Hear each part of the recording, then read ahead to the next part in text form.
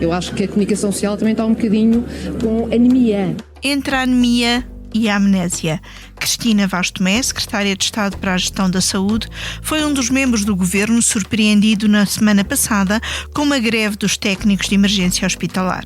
Não estávamos, de facto, à espera que, neste momento, os técnicos de emergência pré-hospitalar se recusassem a fazer horas extraordinárias. A ministra também não estava à espera. E o primeiro-ministro nem sabia do pré-aviso de greve. E mesmo que soubesse, não considera que fosse razão para qualquer correria. Evidentemente que nós não podemos andar todos os dias atrás de pré-avisos de greve e a fazer reuniões de emergência. Entre a anemia e a amnésia, foram reportadas 10 mortes eventualmente precipitadas pelo atraso no socorro de emergência médica. A situação no INEM tornou-se uma situação de emergência política. Nós estamos, de facto, perante uma situação muito grave de negligência, de irresponsabilidade e de incompetência. Para uns, a solução pode estar na demissão da ministra. Se a demissão da ministra levar à alteração profunda das opções políticas de fundo, é já, se demita a ministra. Para o primeiro-ministro, mudar de ministra não é de todo solução. Até porque tem pelo menos outra ministra em situação frágil e o que Montenegro quer é continuar. A consequência política é trabalhar. A consequência política não é, para ser direto a responder à sua pergunta, mudar pessoas para o problema continuar. É o contrário. É resolver o problema para que nós possamos continuar cada vez mais a prestar bom serviço. Olá. Entre a anemia e a amnésia, entre os pedidos de demissão e as tentativas de melhor comunicação, a Comissão Política do Expresso está reunida para a sua sessão semanal. Hoje dedicada a discutir os casos de emergência política do Governo. E para isso temos connosco esta semana a participação da nossa Comissária Especial para Assuntos de Saúde, Vera Lúcia Arregoso. Muito bem-vinda. E se fosse os Estados Unidos era a nossa czar para os assuntos de saúde. Czarina. E temos os nossos comissários residentes, Vítor Matos. Olá, Political Junkies. E David Inês. Ora pois, cá estamos. Cá estamos e eu estou de volta. Caro ouvinte, daqui, posto emissor do Movimento da Música em Portugal. Eu sou Miguel Cadete, diretor do Blitz, isto é um takeover. É isso mesmo. O podcast Posto Emissor tomou conta deste podcast que agora estava a ouvir. E temos um convite muito sério para lhe fazer. É para uma festa. Diria mesmo uma grande festa. Vai ser no dia 12 de dezembro, na Mel Arena. E os bilhetes já estão à venda. O motivo desta celebração, 40 anos da Blitz. Isso mesmo, 40 anos da melhor música portuguesa, com concertos muito especiais dos Chutes e Pontapés, Capitão Fausto, Maro e Gisela João. O que vai poder ver, ouvir e sentir ao vivo é algo que promete ficar para a história, para a da Blitz e para a sua. Contamos consigo? Vera, aquilo que assistimos nos últimos dias com a situação de greve às horas extraordinárias dos técnicos do INEM e a resposta ou falta de resposta do governo é um caso de emergência médica ou de emergência política?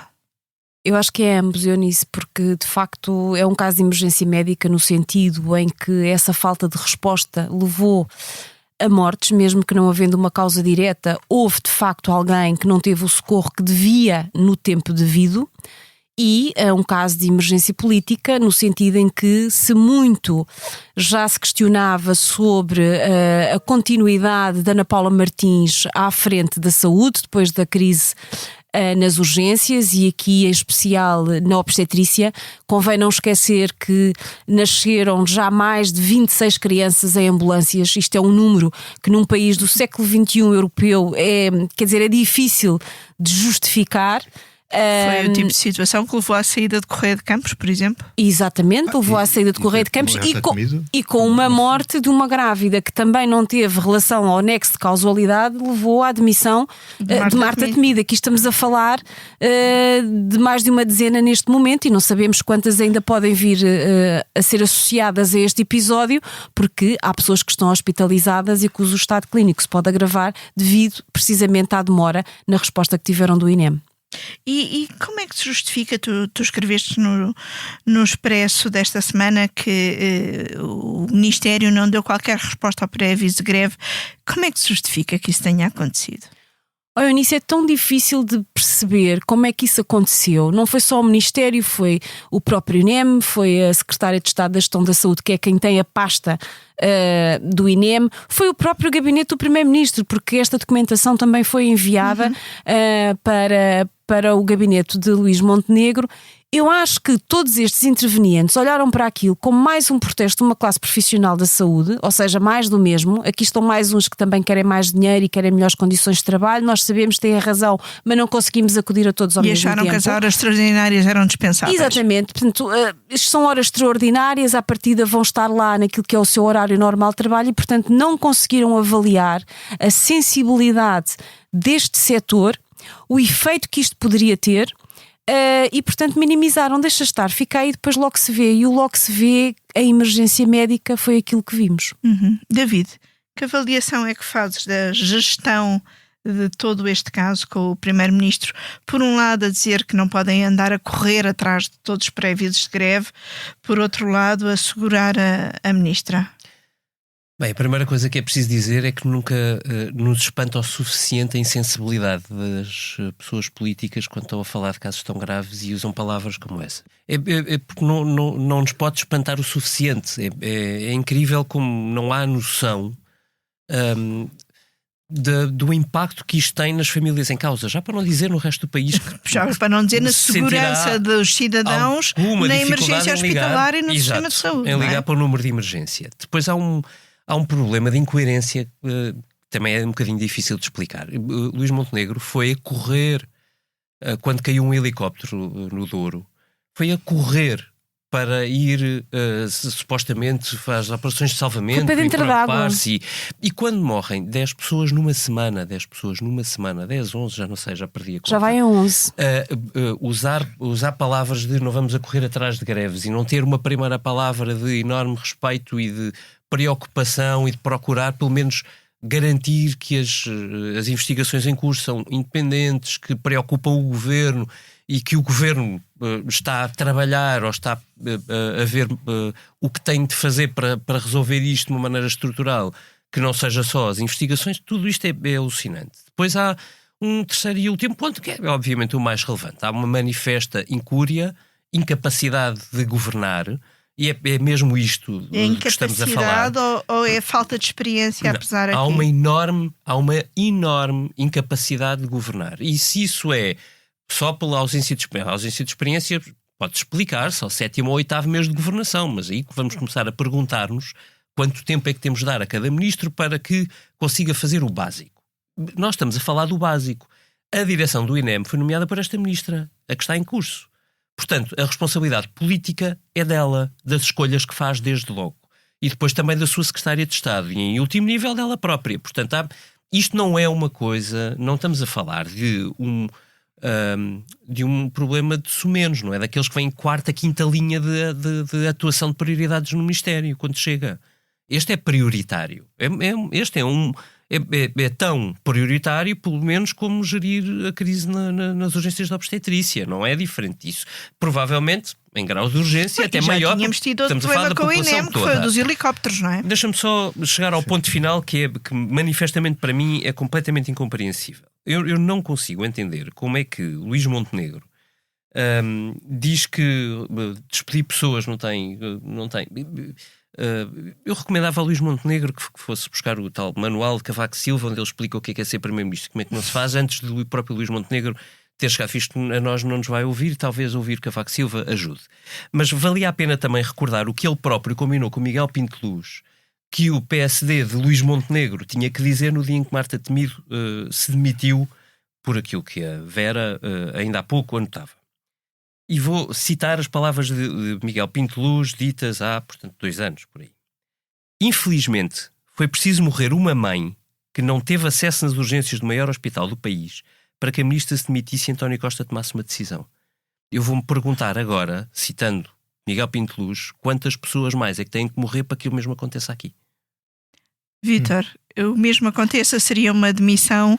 Isto resolve-se com demissões, é um problema de comunicação, é um problema de coordenação política, é no caso da saúde, ou até também no caso do Ministério da Administração Interna, cuja ministra foi desautorizada pelo primeiro-ministro também na semana passada, depois de ter admitido discutir o direito à greve.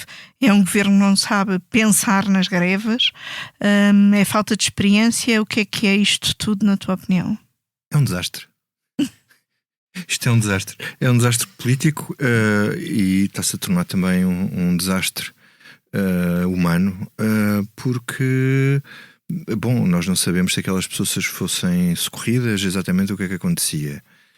Mas a verdade é que por alguma razão existe o INEM e por alguma razão aquilo é de urgência para chegar a tempo a socorrer as pessoas, e portanto a ausência de empatia que o David estava a falar é absolutamente chocante.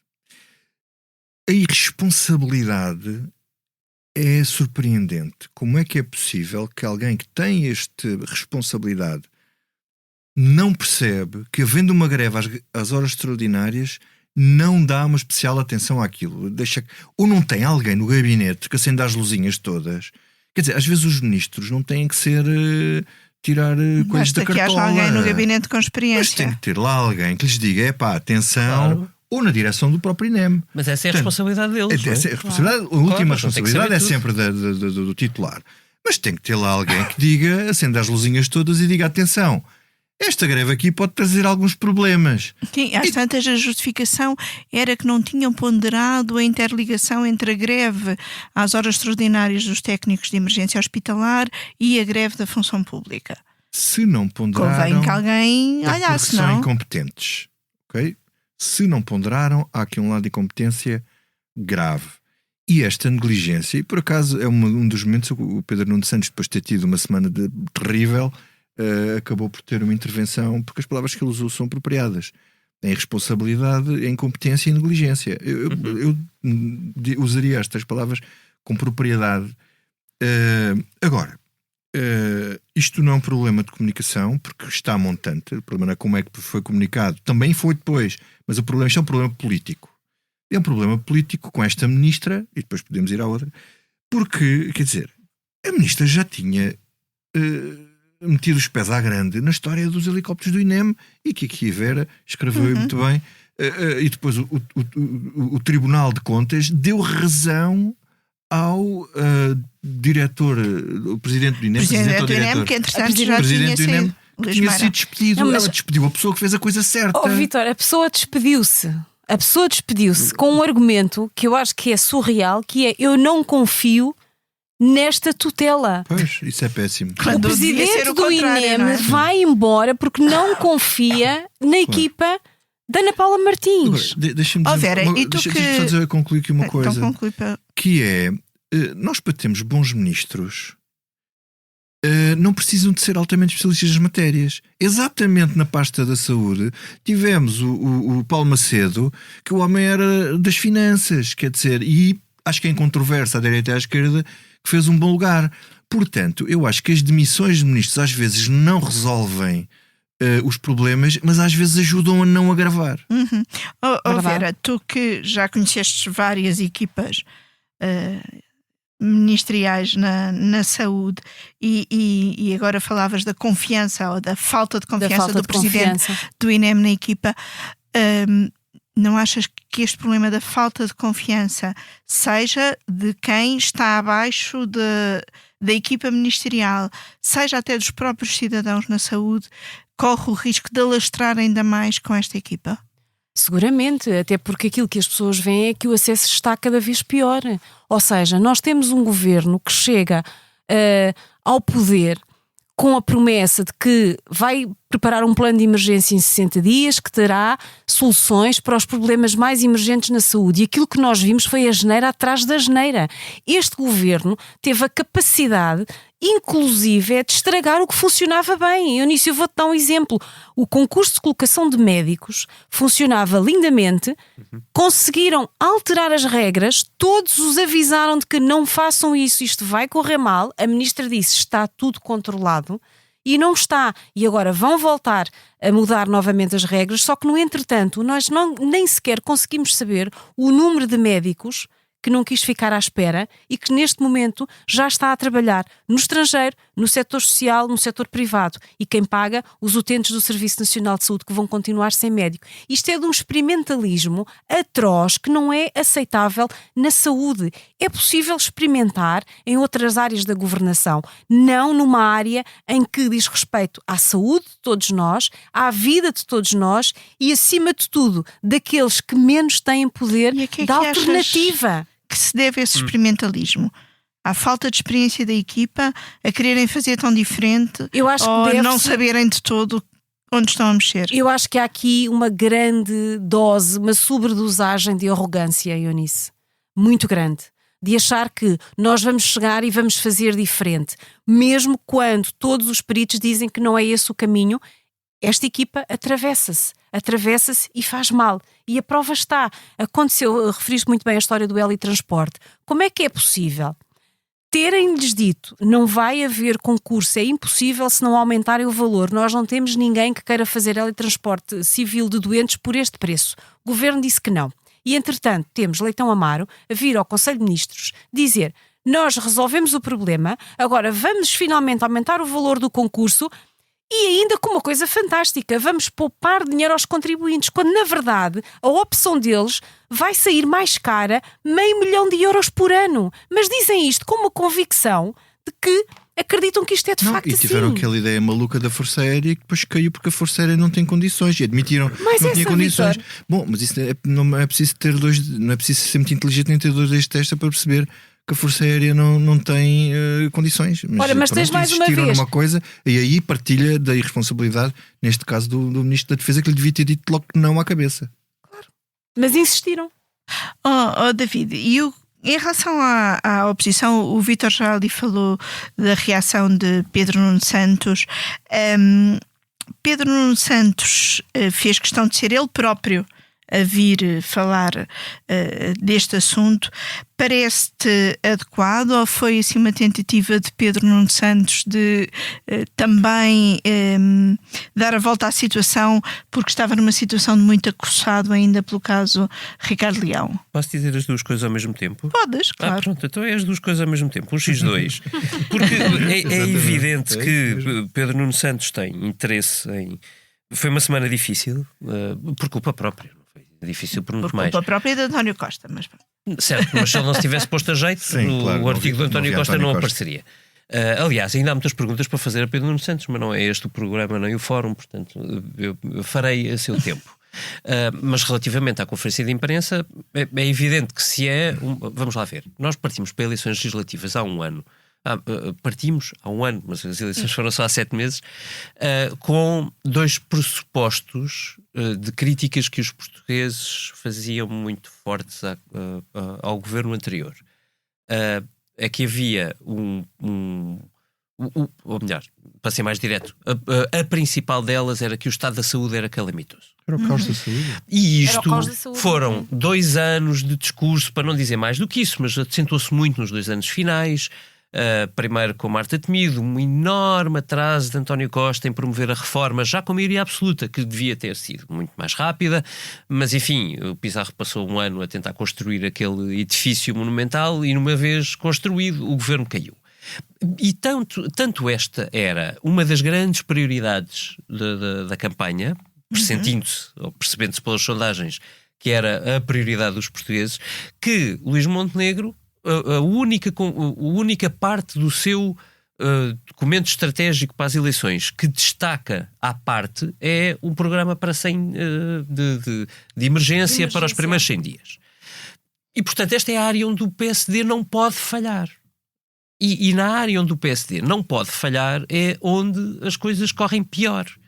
E podemos fazer Obviamente há vários ministros, tu na introdução referias, a Ministra da Administração Interna é um pesadelo de comunicação, mas pesadelos de comunicação é uma coisa substancialmente menos complicada. Embora eu acho que a comunicação deve ser uma competência básica de um ministro. Como é evidente, não estou a dizer que não é um problema, estou a dizer é que é um grau de problema muito diferente daquilo que nós estamos a ver na saúde. São decisões, é questão das decisões.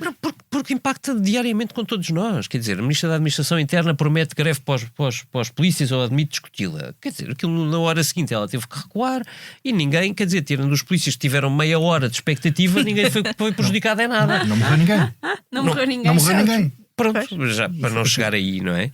E portanto, eu acho que aqui o Pedro Nuno Santos fez muito bem. Quando as coisas vão para este nível, deve ser líder da oposição, faça primeiro-ministro, a exigência deve escalar para aí.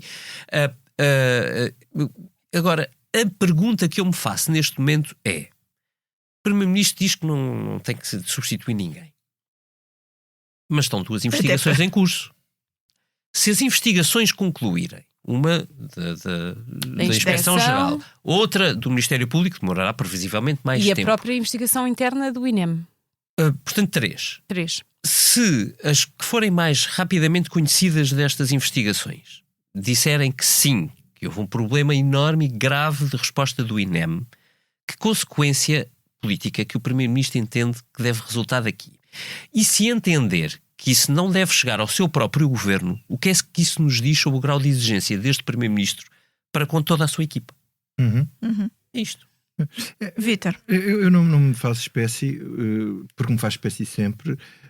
Quer dizer, uma coisa anula a outra, os primeiros ministros evitarem remodelar. Não, eu também não, mas o Cavaco diz isso no livro. Uma remodelação é uma coisa muito difícil. Eu estou longe de me apetecer citar o livro do professor Cavaco. Sim, mas neste ponto é muito assertivo. Mudar pontualmente um ministro não custa nada. É o que ele diz e é verdade. Sim, mudar por mudar não adianta. Agora, há uma coisa, eu gostava de lembrar aqui uma coisa que a ministra Ana Paula Martins disse em julho, a partir do INEM, no Parlamento sobre o INEM. Ela disse: precisamos mesmo de refundar o INEM. Verdade. Hoje já sabemos que o INEM que temos não é o INEM de que precisamos. E diz que ia muito rapidamente criar uma comissão independente para estudar a resposta de emergência médica com a inoperabilidade de tempo de resposta do CODU. Ela já estava a falar de inoperabilidade, a inoperabilidade de tempo de resposta do CODU, de resposta tardia, mesmo em termos de resposta de transporte até ao hospital. E, portanto, ela dizia isto num cenário não de greve, numa situação normal. E perante um pré-aviso de greve nada faz. E perante esta constatação da própria ministra há não sei quantos meses, a seguir não fazer nada, eu acho que isto é uma coisa grave. Nós publicámos no fim de semana uma opinião de um antigo diretor de comunicação do INEM, o Pedro Coelho dos Santos, que falava das responsabilidades de todos, e nomeadamente sendo ele da área do PS, inclusivamente do PS, por ter deixado muito tempo o INEM sem respostas. Vera, como é que se compreende a falta de respostas governamentais de sucessivos governos para o INEM, que é um instituto de emergência? Como todas as outras, há um subfinanciamento crónico desde sempre. Os problemas na saúde são crónicos, portanto, são crónicos, arrastam-se há muitos anos, e o do INEM é igual. A diferença é que, no caso do INEM, como o INEM vive com prestadores de serviços, ou seja, ele recorre a tudo o que é externo para prestar a sua atividade. Onde não recorre é de facto nos técnicos de emergência pré-hospitalar, que são, digamos, da casa. Tinha técnicos, havia trabalho extraordinário, os concursos são lentos, a formação só tem um sítio, que neste caso é o INEM, portanto, mesmo que possam abrir concursos para 400 técnicos, como agora está em cima da mesa, a capacidade de formação no máximo vai aos 200, os concursos demoram o seu tempo e, portanto, isto ia funcionando e foi sendo arrastado no tempo. Porque era preciso aumentar estes técnicos, porque mesmo criando todas as condições, eles ganham tão mal que ninguém concorria. E, portanto, foi sendo uma questão que ficava em segundo plano perante a falta de médicos de família. Depois vinha a crise nas urgências no verão com as férias, vinha a crise nas urgências no inverno com as infecções respiratórias, e o INEM, que ia dando resposta com o trabalho extraordinário, ia ficando para segundo plano. Só que houve um momento em que também estes técnicos quiseram ter melhores condições de trabalho, porque foi possível chegar a acordo ainda com o Manuel Pizarro para os médicos, com este governo já foi para os enfermeiros, já foi para os farmacêuticos, e quem é que não teve? Os técnicos de emergência pré-hospitalar. É a anemia do INEM. É a anemia do INEM. Ou a amnésia do governo. A amnésia do governo. A amnésia do governo. Vera, deixa-me fazer isto aqui ainda uma comissão política. A anemia do INEM ou a amnésia do governo. É bom. Deixa-me fazer-te ainda outra pergunta aqui, um bocadinho da organização. O David há bocado falava de como Manuel Pizarro demorou bastante tempo a montar o novo edifício da saúde, por assim dizer, com a direção executiva do SNS. A sensação que eu tenho é que este governo tem esvaziado muito as competências da direção executiva, ou seja, tem chamado a si coisas que deviam ser da direção executiva, como escalas, não é? É impensável que tenha voltado a ser o governo a tratar de escalas e se calhar também de escalas até no INEM. O governo, ao esvaziar a direção executiva, não fica ele próprio também mais exposto? Claro que sim. Eu não sei se o governo tem esvaziado a direção executiva. Ou se nunca chegou a estar cheia. Sim, não. Tem algumas coisas. O que eu acho é que nós vemos mais, neste caso, Ana Paula Martins a vir falar e a dar justificações nessas áreas e não tanto o diretor executivo como nós tínhamos, ou a direção executiva a ter um papel mais participativo e interventivo, porque esse era o objetivo de Manuel Pizarro. Ou seja, eu asseguro a parte política, o diretor executivo assegura a parte operacional. E isso não foi nunca... Resolver as emergências seria o diretor executivo, não é? Como é óbvio. E foi isso que a Fernanda Araújo foi fazendo ao longo do tempo. Não foi essa a orientação que a Ana Paula Martins quis para a direção executiva do Serviço Nacional de Saúde. Ou seja, tudo o que são decisões muito importantes, e dou um exemplo... As nomeações ou exonerações nos conselhos administrativos, nos conselhos diretivos e administrativos de hospitais e centros hospitalares e unidades locais de saúde, etc. Isso era uma coisa que cabia à direção executiva. Com este governo cabe à ministra. E tem sido ela que tem feito isso. Ou seja, como a própria disse... Não admira aquelas olheiras permanentes que ela tem. Eunice, como a própria disse, eu não quero ser a rainha de Inglaterra. Manuel Pizarro queria ser o rei. De Inglaterra, ao lado do que fosse, não é? Ao lado do que fosse. Pronto, visto, ela quer ser a secretária da Rainha de Inglaterra. Pois. E, portanto, ao fazer isso, eu não digo que a direção executiva esteja esvaziada. Ela tem estado a trabalhar. Agora, naquilo que são decisões que enchem o olho ou que são mais importantes, a Ana Paula Martins quer ser ela a tomar conta e a dar conta do recado. Vítor, já vimos aqui que Luís Montenegro diz que remodelar não é a solução. 7 meses é muito cedo para um governo remodelar. Também pode ser por isso que ele não quererá. Em teoria acho que sim. Em teoria acho que é cedo não remodelar, mas já houve ministros remodelados rapidamente. Sim, 2 meses. Percebeu que eram incompetentes, politicamente incompetentes. É que realmente estamos a falar de política de mais alto nível. E isto não são funções técnicas, porque senão contratava-se uma consultora e éramos governados por consultoras, porque eles sabem tudo, não é? Por folhas de Excel. Por folhas de Excel e por inteligência artificial, não é? Portanto, para fazer política é preciso ter sensibilidade política, é preciso perceber onde é que estão os problemas, é preciso saber antecipar os problemas. Há muitas coisas. Por exemplo, a ministra teria antecipado isto, tinha arranjado ali uma solução qualquer de colocar pessoas, negociar com eles, chamá-los, marcar uma reunião. O facto de não acontecer nada, ela não ia ser enaltecida por não ter acontecido nada, porque nós não sabemos o que é que acontece quando os problemas não surgem. Sim, nós sabemos quando corre mal. E, portanto, uma ministra que deixa passar isto no filtro é uma coisa grave. No caso, se ele... Acho que foi Pedro Nuno Santos que disse, não é? Portanto, se isto continuar, passa a ser um problema do próprio Luís Montenegro. Sim, sim. E, portanto, nós já vimos muitos ministros darem a volta em muitos governos. Começam mal, fazem umas asneiras, e depois dão a volta e tornam-se até bons políticos. São os casos mais raros. E algum de vocês acha que esta ministra tem capacidade para dar a volta? Eu acho isso difícil, tanto esta como a ministra da Administração Interna. Mesmo contratem assessores, quando contratam, falam com assessores de comunicação especiais, é porque já não há mais nada a fazer. Sim, o Observador este fim de semana dizia que o governo vai recorrer a Cunha Vaz. Foi chamado de emergência, que é mais um sinal de emergência política. É o INEM da comunicação. O PS fez isso várias vezes com vários ministros. E na altura, nem sempre era Cunha Vaz. Não era o Cunha Vaz, era outro. Mas os ministros, já viste este filme acontecer, mas são ministros irrecuperáveis. Agora. E resolve-se com assessores de comunicação. Temos visto com a Ministra da Administração Interna, calá-la também não resolve. Porque calá-la nos fogos e metê-la a ler um papel na conferência de imprensa lamentável sobre a coisa dos fogos não resolve o problema. À hora que estamos a gravar esta comissão política, a Margarida Blasco está no Parlamento a falar do orçamento para a administração interna. Veremos como, agora, só corre. Uma nota final é que o que me parece, do ponto de vista político, mais grave na Ministra da Saúde do que na Ministra da Administração Interna é que uma das áreas verdadeiramente diferenciadoras em relação ao Partido Socialista era a saúde. O programa para a saúde, não é? E onde o PS e o PSD se distinguem do ponto de vista ideológico e doutrinário. Mas isso, para as pessoas, não é absolutamente indiferente se os problemas se mantêm ou se agravam em algumas circunstâncias. David, remodelação, continuação, comunicação, qual é a solução? A solução é tirar a senhora, mas qual a remodelação? Ninguém está a pedir uma remodelação. Não, é assim, nós podemos falar da Margarida Blasco. Eu se calhar vou-me arrepender quando sair deste estúdio e vir o que a Margarida Blasco está a dizer no Parlamento. Vou-me arrepender de estar a dizer isto.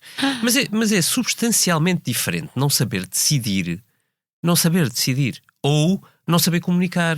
Quer dizer, isso não saber comunicar, o governo resolve mandando-a ficar no gabinete e chama-lhe Cunha Vaz. E sim, Cunha Vaz consegue resolver. Para quem não sabe, é uma das agências de comunicação /Public Affairs, que mais conhecidas do mercado, trabalha mais proximamente com o Luís Montenegro. A Ministra da Saúde, a menos que o Cunha Vaz tenha no seu escritório de Public Affairs ministros da saúde antigos ou secretários de Estado, sombra, não vai resolver nada, porque comunicação é uma coisa, decidir é outra. E o SNS é muito intrincado, a situação de base é muito difícil.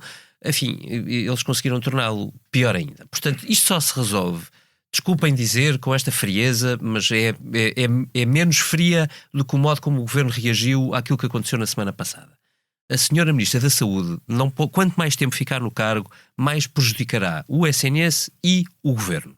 Portanto, o problema, sim, passará a ser de Luís Montenegro.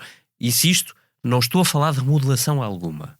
Estou a dizer que o governo tem um problema pontual e que ou ataca rapidamente esse problema, ou vai ter o mesmo problema que o meu Sporting teria no jogo de ontem com o Braga se o Amorim não estivesse no banco e substituído o defesa central que fez a geneira. Sabes qual é o problema disto? É por isso que eu acho que os primeiros-ministros não fazem isso e o Luís Montenegro não é diferente dos outros ministros, só remodelam no limite dos limites, não é? Mas eu estou a falar de troca de um ministro. Eu sei, remodelam a troca de um ministro. Eu tenho um problema diferente, eles arranjaram um bom ministro. Eles seguram o ministro até para lá dos limites, e temos N exemplos, é sempre para lá dos limites, forçado até às últimas circunstâncias. Porquê? Porque quando acontece um caso destes, ele remodela esta, depois a seguir vem o outro com um problema não sei o quê, mete a pata na poça, não sei quantas coisas, mas por isso é que eu digo que é só um. Porque agora, se ele faz uma substituição de 2 ou 3, evidente, se quiser eu falo mais problemas no governo. Eu acho que há um risco, eu acho que há um risco aqui, há um risco grande para Luís Montenegro, que é ao segurar a Ana Paula Martins, nós ainda não estamos no inverno. Se no inverno as coisas correrem mal, e nós não temos nenhuma garantia de que assim não seja, porque o plano que foi apresentado de inverno é absolutamente anedótico, vai estar a precipitar uma coisa que podia ter evitado. Esse é o meu ponto. É um ministro que se substitui para resolver, para atacar um problema. E quando lhe vierem com pressão sobre outros, ele tem um critério, que é a incompetência não posso admitir. É isto. Não tem mais nada. É só. Enfim, veremos o que vai acontecer antes que o inverno chegue, ou à medida que o inverno vá chegando. Antes do Natal ou depois do Natal, ou naquelas semanas que também costumam, apesar do frio, naquelas semanas que também costumam ser muito difíceis na pasta da saúde, ali entre o Natal e o Ano Novo. Vamos então ao que não nos sai da cabeça. Vítor, começo por ti. O que é que não te sai da cabeça? Olha, não me sai da cabeça uma mensagem que um e-mail de uma escola americana para os seus alunos, onde estudam filhos de um casal amigo meu que vive na costa leste dos Estados Unidos, e que no dia seguinte às eleições mandou um e-mail aos pais a dizer que, enfim, estavam preocupados, estavam para dar um bocadinho a ideia do que se passou depois das eleições, e o ambiente na escola era de surpresa e os miúdos estavam com medo, e que eles tiveram a refletir sobre se o resultado das eleições tinha sido bom ou mau. E a professora responsável diz que notou por muitas das respostas que os miúdos sentem imenso stress e preocupação por eles próprios e pelas pessoas que eles conhecem, que parecem zangadas e preocupadas. E estão preocupados sobre se os pais, as pessoas de quem eles gostam, se vão ficar bem. Eles não especificam de que lado é que é, mas os miúdos estão preocupados sobre o que pode acontecer aos pais, às pessoas de quem eles gostam, com o resultado das eleições. E, portanto, não dizendo a escola são os que têm medo do Trump, que são os que têm medo da reação dos democratas, porque isto é um ambiente liberal aqui, isto deixou-me bastante impressionado, porque o medo, e parece-me que o medo aqui, dado o sítio onde isto se passou, é o medo do que pode fazer uma administração de Trump, e é o medo que as crianças têm do que pode acontecer aos pais. Portanto, isto reflete o ambiente da América, e eu não gostava de ter os meus filhos numa escola assim. David, a ti o que é que não te sai da cabeça? Olha, vem no enquadramento vem no enquadramento do que o Vítor acabou de dizer, e o que não me sai da cabeça são dois quadros que vi a propósito das eleições nos Estados Unidos. Um no Financial Times, do John Byrne Murdoch, que foi recolher dados de uma base de dados chamada ParlGov, não interessa, sobre o que é que aconteceu aos votos dos partidos que estão nos governos este ano e que foram a votos. E pela primeira vez em 60 anos, que é o tempo em que se recolhe dados sobre estas coisas e que em muitos países e que serve para fazer uma base de dados, em 60 anos é o primeiro ano em que todos os partidos que estão no governo perderam votos para, na eleição como incumbentes. Repito, historicamente acontece sempre tudo. Há governos que recuperam votação, há governos que perdem votação. É o primeiro ano em 60 anos em que todos os partidos no poder perderam votos. Eu depois vi numa newsletter que sigo religiosamente, do Adam Tooze, chama-se Chartbook, as pessoas mais ligadas à economia conhecerão melhor a newsletter, e fui ver o que é que tinha acontecido se todos eles tinham, para além de perdido votos, tinham perdido o poder. E há uma única exceção este ano, uma única, que é o partido no poder no México, conseguiu manter-se no poder apesar desta onda de contestação. O México aos é um governos caso raro de estabilidade. Uma coisa que se justifica por um microcosmos muito particular e um contexto também muito particular, aliás, com os Estados Unidos mesmo ali à beira. Bom, portanto, o que não me sai da cabeça é esta onda de ressentimento para com os governos, que vai mundo fora, com mais de 40 eleições já ocorridas este ano, o ano de em que todas as a maior parte das grandes democracias mundiais foram a votos. Os resultados para os governos estão longe de correr bem. E ainda vem a Alemanha. Sim, ainda vem a Alemanha. A mim não me sai da cabeça a situação da iniciativa liberal. É um bom ponto. Dá-me imensa vontade de rir. Assino aí, e é com o meu nome. Acho, quer dizer, é tão primário o erro de falsificar uma ata, falsificar assinaturas, que parece uma coisa da escola. Quer dizer, é daquelas coisas que, se fosse numa série política, era pouco provável. Mas a realidade, de facto, ultrapassa sempre a ficção, e é uma burrice imensa de Tiago Maia, que termina provavelmente assim a sua carreira política. Mas deixa-me dizer que, em abono do Maia e da Liberal, que eu, como andei a estudar os predadores dos nossos partidos durante algum tempo, isso é a mato. E se eles perdessem o mandato de deputados por falsificar assinaturas, eu temo bem que as bancadas do PS e do PSD levassem uma Vitor, o problema aqui é que foram assinaturas extra-órgão, não é? E, portanto, seria mais fácil as pessoas que supostamente deviam ter participado naquela reunião denunciarem que afinal não houve reunião. Acho que Rui Rocha deve estar a rir-se porque passou aqui 6 meses. Uma liderança firme como uma rocha. Exatamente. Passou aqui 6 meses com a ameaça de que o Tiago Maia ia conquistar aquilo não é bom para ninguém, não é bom para o Tiago Maia, nem para o isso mesmo que eu ia dizer. É que isto pode ser apenas uma lufada de ar fresco para Rui Rocha, mas é conjuntural, porque isto, no fundo, a situação representa nem tanto Tiago Maia, mas a própria situação representa um ativo tóxico para a iniciativa liberal, mas não deixa de ser uma coisa muito primária e por isso também divertida. Vera, o que é que não te sai da cabeça? É óbvio, quase que sem surpresa, será a declaração da Secretária de Estado da Gestão da Saúde, não pela troca da anemia com a amnésia, enfim, isso dá-se de barato, mas... Foi o som com que começámos esta missão política. Aquilo que não me sai de facto da cabeça é a arrogância, a expressão facial daquela Secretária de Estado, porque em saúde aquilo é letal, é atroz, porque o trabalho é de equipa e uma pessoa que tem aquela postura a responder aos jornalistas também a tem nas reuniões de trabalho, eu sei que é assim, e isso afasta qualquer possibilidade de consenso, de aproximação, de ouvir os outros e de ter um SNS todos juntos, como é o lema desta direção executiva. Muito obrigada. Esta foi a Comissão Política gravada na tarde de São Martinho, de 11 de novembro. Temos que ir ali para a Girupiga, que vamos estão ali à nossa espera. Para o Magusto que espera por nós.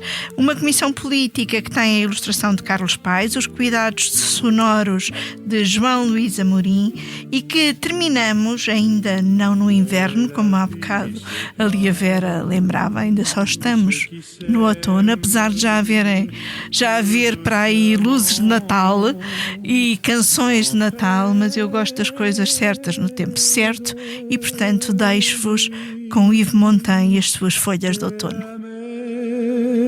Efface sur le sable les pas des amants